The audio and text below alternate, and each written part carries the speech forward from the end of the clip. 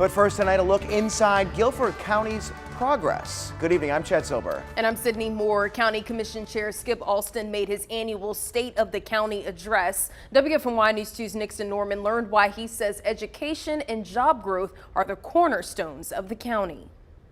That's right, Sydney. Alston says communication between the leaders in different towns and cities are crucial when it comes to the county's growth. Thankfully, he says communication over the last 2 years has improved and has allowed the county to score more wins. This includes more money for schools, access to health care, and job opportunities. Dozens of Guilford County leaders and residents were in attendance for the State of the County address to hear about the county's accomplishments and continued progress.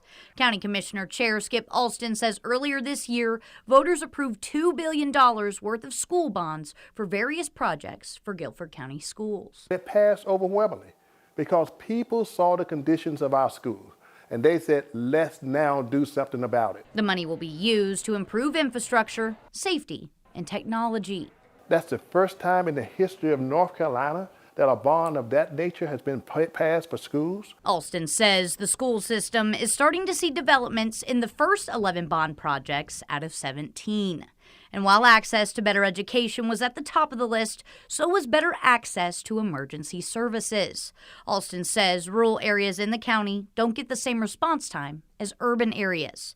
Dean Maddox, Pleasant Gardens Town Mayor, says with the help of Guilford County, he's looking at what can be done to better emergency services in his area. What do we need in terms of resources, staffing, capital equipment to serve this type of growth?